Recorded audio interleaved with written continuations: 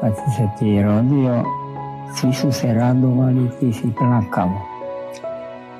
Potrudi se da svoj život vodiš tako, da kad dođe kraj, da ti se raduješ, a svi da plaču. I da plaču što je takav čovjek odlazi. To je program i našeg života i svakog čovjeka koji o svom životu misli ozbiljno. Da ga provedemo tako, da kad prođe, da se ne pokajemo, da smo pogriješili i da smo ga upropastili.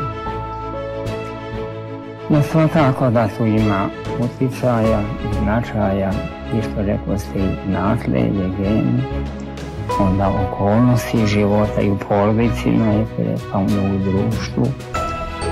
Ali u krajnjoj liniji ipak je to zavisi od svakog čovjeka, pojedinca.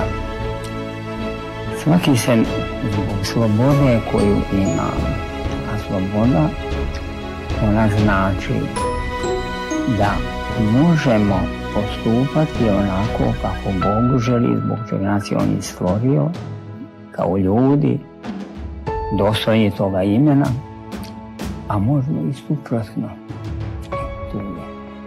Ono što kaže za naš filozof Boža Knežević, da je čovjek biće koje može i Bog da se obraduje, a od toga može i đavo da se zastidi.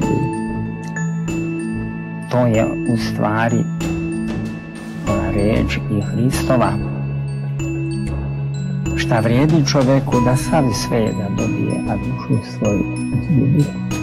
Ili kakvu će cenu dobiti čovjek ako ta dušu svoju? Šta će moći da nam donesti dušu? O tome se radi. Da čovjek bude svjestan da jedan put živi i da taj život upotrebi na najbolji način, onako zbog što nas je Bog stvorio. A On nas je stvorio eto to da učestvujemo u blaženstvu neprolaznog života u pravcu Boga. Što se tiče toga što nam je lakše ovakvi kakvi smo, da idem put grijeha i taj široki put nego onaj uski. Ako čovjek ide uz brdo, on ne može bez znoja i truda, jer mora protiv zemlje teže. A ako bude na nekoj litici pa se otisne ili na krovu pa se otisne, ne treba ništa da radi pa da pada, ali da propadne. Kakva je korist čovjeku što nije sve bilo lako, a na kraju propast? A šta znači to ako su bile teškoće, a mi učili ono što smo i trebali, što se nećemo pokajati nikoda, o tome se radi. Dakle, put dobru je težak i čisto sam na to pomine. Ko će je za mene klidni krst, to je spremnost da idući za Hristom budemo u teškoćama, ali koje završavaju carstvo, nebeskim i blaženstvom toga carstva. A kako, znate, Sveti evanđelist Jovan kaže, a zapovesti Bože nisu teške, biti nama ovakvi kakvi smo tu teške. Zašto? Pa zato što smo mi već stekli žiđave navike. Izgled je faktor koje su nestanjivo teže nego činjenje dobra. Ako je čovjek navikao da puši, od najblažih droga da kaže, on postaje rob toga i ne može bez toga. Razumije se, to nije samo navika, to je droga koja ulazi u svaku ćeliju i sad je njemu teško da diše čist vazduh. A inače, svakako da smo stvoreni tako da ne treba čist vazduh, da su u plućima jedini sa kiselnikom, odnosno da se kiselnik u plućima jedini krv sa kiselnikom je da nosi potrebe. Dakle, vidite, te navike rđave, a osloboditi se navika rđave, to je veoma teško, gdje se kaže, ako te oko tvoje sablažnjama, iskopaj ga i baci od sebe, odite i sledi bez jednog oka ući u carstvu Bože, nego sa dva u propast. Vidite, oslobađati se od rđavih navika, od poroka, do kauna, dio koji se čiri, koliko je to muke teško, ali tamo tu muku možda podnesemo. Jer smo de facto učinili nasilje nad svojom prirodom, pa smo navikli te poroke. I sad mora biti naslije da se izražimo savremenim načinom izražavanja da bi se oslobodili od toga nasilja.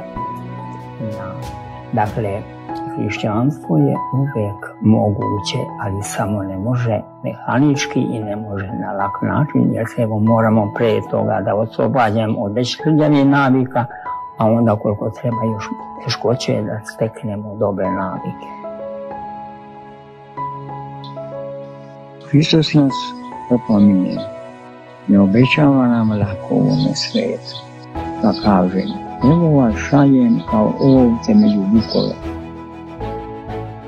Hristos nas ne šalje kao ovce među vukove da nas ovci raskinu, odnosno da nas onemoguće, nego nas šalje da vukovi vide šta znači biti ovca Hristova, a da hoće da si oni postanu ovce koji se tako hoće.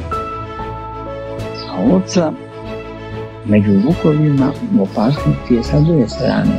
Prvo da je vuci onemoguće raskinu. Hristos nam rekao, ne šalju za to. Ali ovca je sa druge strane u opasnosti da zaključi da se među vukovima ne može ostati dušen samo kao vuk, pa da namuši zube, pa da one papke pretvori u kanđe, pa da nauči da urla i od ovce postane vuk. To je ta druga opasnost. I Hristos nam daje rješenje za ove obe opasnosti, pa kaže, evo vas šaljem kao ovce među vukove. Budite, dakle, mudri kao zmije, a bezazleni kao golubovi. Simbol zmije je mudrost, to je ona u opasnosti čuva glavu, jer zna ako se izdaje piotkine narašće, ali glava neće. A golubovi su simbol bezazlenosti, dok se sve živo oko hrane tuče, vi znate i svinja, pa ga jede, a prate njenu dođe, ono ga izbaci i gotovo. Kod golubova, kad je hrana, on se ne bi bivao priparenju to, ali i hrane ne. Sad vidite, mudrost će vas sačuvati da vas vuci ne onemoguće, a dobrotu će vas sačuvati da vi ne postanete vuci. Drugim rečima, ljudi slobodno razvijaju svoje umne sposobnosti, slobodno što god mogu više, ali pod uslovom da paralelno razvijaju i dobrotu. Jer mudrost, to je naše unutrašnje oko. Svatate što mi vidimo one duhovne vrednosti. A ovaj svijet gledamo i sa drugim živim bićima. Pčele i druge insekti imaju 1000 očiju, 1000 očiju imaju soka na nju. Ali onaj unutrašnje oko, to nemaju. Ali je hladan. On ponekad seče poslije srca. A dobrota je topla, ali glupa. Dobar i lud, braćo, što se kako je samo dobar, a slabe pamet svakog iskorišćava i ismeva i podmećemo novi red svatate. Sad, kad se razvija paralelno i razum, i dobrota, onda će ljudima podržati ravnotežu. Da ne pređe u zloću, znate, svi ti veliki zločinci, oni su imali često velike sposobnosti i razvijene, i doktorati i redne. A da dobrota ne pređe u glupost. To je nama najteže. I ako pređemo u jednom pravcu, idemo često do kraja. Mora čuvati nego jedno i drugo, jer o tome reč. Dakle, udaljili smo se u mnogome od toga principa evanđelskog.